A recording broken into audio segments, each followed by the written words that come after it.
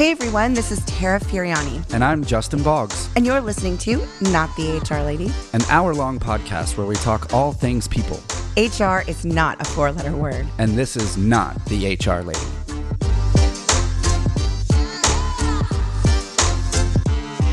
I had to take a sip of wine, Justin, before we start this episode.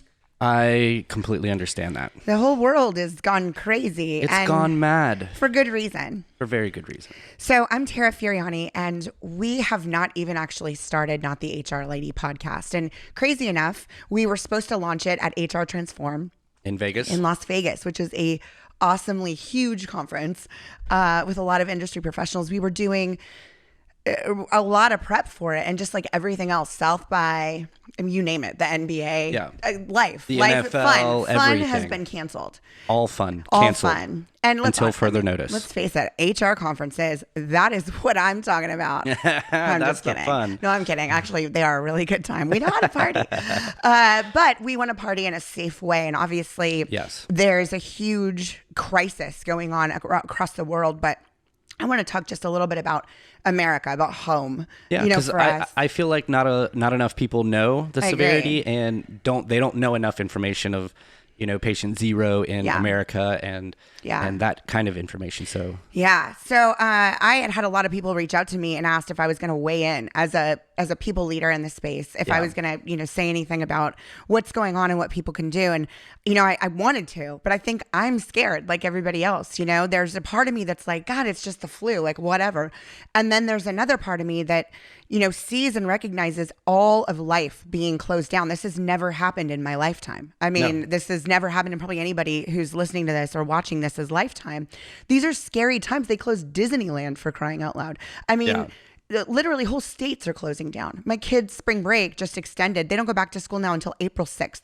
It's just madness. And it could be later than that. And it's probably going to be later than that. But the thing is it's not madness. And I want to talk and provide just a little bit of clarity around the virus from the extensive research that I have done, which is not nearly as extensive as probably a lot of people, but I have a 75-year-old mother who happens to be the love of my life, who lives here in my house and helps me with my children, but also was an awesome mom to me. And she was scared, and she didn't have answers, and she didn't understand it. And she'd try to find information, and I didn't get it at first. I would get mad at her. I'm like, oh my gosh, Mom, just don't go out in public. Like, stop freaking out. It's fine. It's the flu. I was very blasé about it. Well, we were kind of like, well, I think this is just people blowing it out of proportion, but it's not. It turns out that it's really not people blowing it out of proportion. And I really want to take a pretty strong stance about really, helping others understand how this started and why everybody's freaking out. Okay? So here's the gist of it. From what I have been able to ascertain based on just scouring for hours and hours and hours and hours the internet to give my mom answers, but then to give myself peace of mind, I discovered that it seems like it definitely originated in a market in China, a wet market. So let's discuss. If you have never watched the movie Contagion, I do not advocate watching it now. However, I also do at the same time. I just don't want you guys to panic because it sent me into a little bit of a tailspin because that's where their virus started. It also bat related and pig related, which is similar to what they're finding this strain of coronavirus as a bat carrying disease. If you don't know what a wet market is, in China, they have a lot of exotic food markets, and literally there are animals there in cages, pigs, other things, monkeys, exotic animals, and they're in cages alive. And you go there as a chef or as a business owner, as a person who wants to buy something really fresh, and they slaughter it on site and you leave with it. If you watch the movie Contagion, that's exactly how it all plays out, right? A bat drops feces into a pig pen. One of the pigs eat it.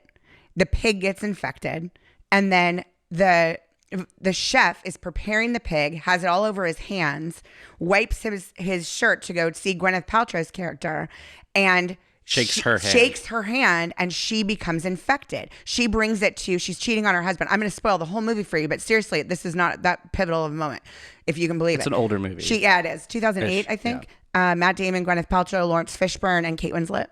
And she has a layover in Chicago, sees and sleeps with presumably an ex relationship of hers. She's now in a new relationship. and with Matt Damon's character.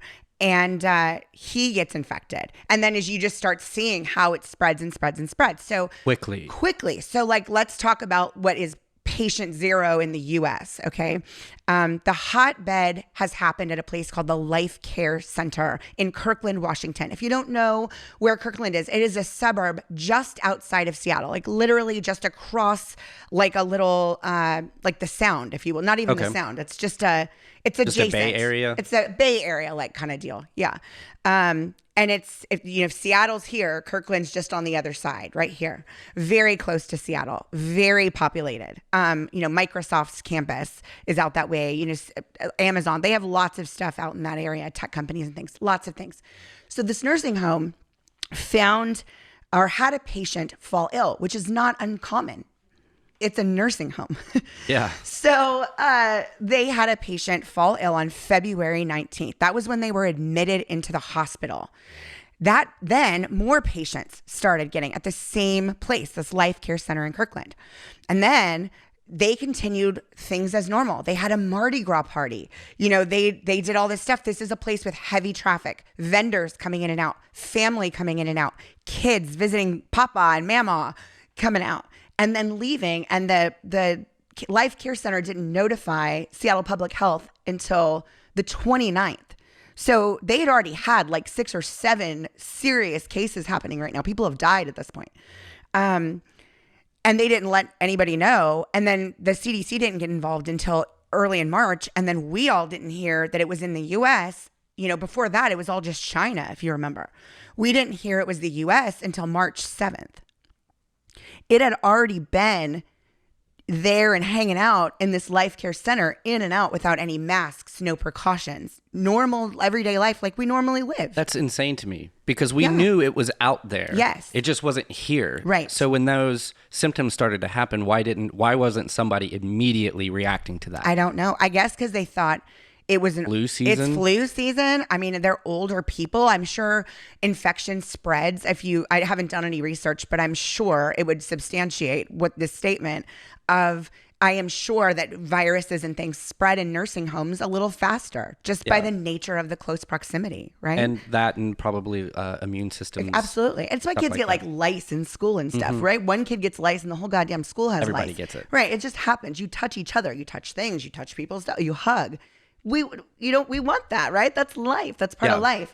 But with that comes disease. And unfortunately, a lot of missteps happened, and a lot of missteps are continuing to happen. A lot of the schools are finally closing. A lot of we can't have, you can't go to restaurants. Like you can't, and there's for good reason. It's not because people are trying to get you to stop going places. Yeah. They're not doing it just to be mean. No, they're doing it so that we don't wipe out the US, because it has been hanging around here by all accounts since literally like January. Yeah. Hanging out. Now, not everybody will be symptomatic, right? This isn't one of those things where you're just probably going to drop dead. That's not the panic. The panic is that if you get it, if it gets widespread, there are not enough medical professionals to help everybody. That's what's happening in Italy. And they're making choices on who lives and who dies. Yeah, because there's not enough people to help. Right.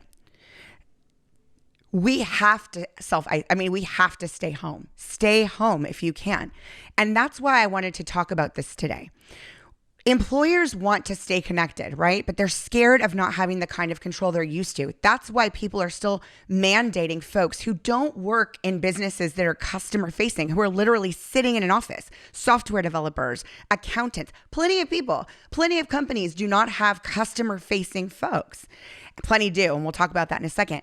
But the ones that do, you need to let your people work from home. It's called trust. Yes. Bottom line. You are exposing people to potential deadly microbes in our atmosphere because you want control.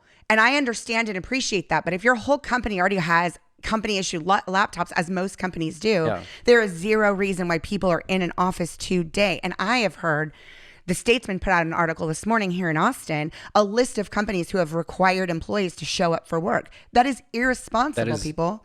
That is insane. Irresponsible. You shouldn't be doing that. If you have capability, if you're a corporate office where your customers are not coming, you let your employees work from home. They're already proving they can do their job. What would make you think they couldn't do it from their house, right? Use tools to stay connected. If you don't have tools, now's the time to get it. There's a lot of them out there. I'm not going to talk about any specific one, but there's a lot of them out there that'll allow you to remain connected. But the easiest one, and I bet every single person listening to this show right now or watching this video, it's called a phone, people. Yeah. It's just a telephone. Life can continue. If you can believe it, you can pick up a phone and talk to your employee. If you're wondering what they're doing, call them. Call them. Talk to them on the phone. And better, call them anyway. We're all in isolation. Check on your people. Check on yourself. I hope your boss is checking on you. If you're a company that's already allowing employees to do that, good for you. You guys are doing it right. Don't have more risk no unnecessary risks, people. Come on. It's crazy. If you want to stay connected and you can afford to, if you've sent your employees home, but you want to do something for them, because your business has employees who can work remotely, if your business can continue going fairly normally. Now, I realize the entire stock market's in the shitter. Companies are struggling. People aren't spending money on things like that. But if you're lucky enough to be a provider of a service that companies have to pay, like one of those connected companies, an HR platform, if you will. If you're a company who can still afford, because your business hasn't really been interrupted and you want to stay connected with your employees, what about buying gift cards to your employees' local businesses? I am reading all over my social media, all over the news about businesses, and that is my biggest concern. Yeah. We have friends, we have numerous friends, we're impacted ourselves over this, who have been laid off already, who are not able to work, who rely on the fact that you're coming to their establishment, that you're coming to their bowling alley, their movie theater, their restaurant, their coffee shop to survive. All those hourly employees that are banking on St. Patrick's Day coming up and all of these big push holidays and big push holidays, Easter, birthday parties, like all of this stuff that they're going to lose now. They're going to lose that break, money. You guys, like spring break. This is statistically one of the biggest weeks for almost every hospitality, because people go and have fun, but fun is closed in America right now. So if you have the means as an employer, something really awesome that you can do to also ensure that these businesses don't go under, that these small businesses are still there in a month. You guys might have a year of cash reserves, and lucky for you. Some of these folks, like right down the street, there's a local business called Hops and Thyme. They make these amazing cornbread bites. They are the nicest people in the world. They have a full scratch kitchen, great cocktails. They've done and changed their whole business model, as have many here in Austin, to be a takeaway kind of place. But I'll tell you, that is not sustainable. No. And that's only sustainable for the business. That doesn't help all the employees in that business who are losing their jobs. Because it's a bar as well. And not all bars have like a takeout license. No. Not many do. No. Not a lot of bars serve food. Yeah. And if they don't serve food, I mean, what are you going to do? Give people shots of Jaeger to go? Probably not. It's just not a thing, right? There's a lot of people struggling. If you're lucky enough to have a company that is not struggling, let your employees work from home and share gratitude and maybe save some fucking businesses, and small businesses. You might also learn something about your employees. Yeah, that they're smarter and more passionate and willing to stand up for you and be loyal to you because you are being loyal to them. But we could also, if you can, if you want to, you're not buying lunches now, right? So all that corporate travel you're not doing, all of those expenses you're not expensing, all of those, meals we're getting for that working lunch we're having. The companies, big companies are saving money on this stuff right now. And I'm not saying you should throw it away. I'm not. I'm saying if you have the opportunity to, even help save some small businesses by giving your employees opportunities to go and buy food for their families and support local business, do that. Do that. That's what's going to save us. We're all in this together. This could be a huge financial ruin for the country. That is what I am scared of. But I think there are enough of us and enough people with enough money and enough companies that can do well and thrive despite this, that can help the ones out there who are not going to make it.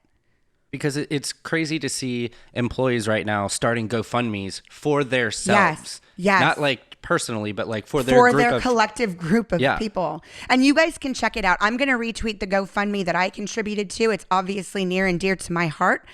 Being the former chief people officer at the Alamo Drafthouse, my lovely employees and people I grow very close to over the time I was there, both of those locations are closed. I'm sure Los Angeles is probably being closed as well since the mayor locked that down. Those are hourly employees who no longer have a job living in Los Angeles and New York City. Who most of them have multiple jobs. And, that's their second families job.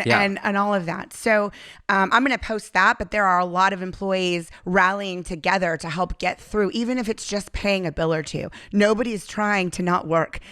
People wish they could work from home if they had that flexibility, but I can't be a home bartender during this time. The best I can do is make bartending videos and post them and hope people like them. I mean, there's not a lot people can do. So if you're a business and you have employees that are working at home and you can still support other local businesses by using that money you would have otherwise spent on travel, you would have otherwise spent on those, huge company lunches that you would have, that team spending $300 to go order takeout from Favor, if you have that opportunity, send gift cards from local businesses to your employees. Work with local businesses in those areas if you have a hotbed. If you have a lot of people in Austin, there are a lot of shop local places here in Austin that could use your support and all over the country. Look at people. It's just remote work. And I want you to tag us and I want you to hashtag it's just remote work. Maybe we can get that trending and we can get more companies to allow employees who can the opportunity to help this virus stop spreading. I know that I sound a little crazy. Maybe I am. I am not worried so much about the virus. You're not worried about getting sick. I'm not worried about getting sick. I am worried about financial ruin in America. That scares me the most. If we can help. If your business is allowed to continue on via a computer, let your people do that. It's a passionate plea. It's just remote work. It's not that difficult to get behind. No.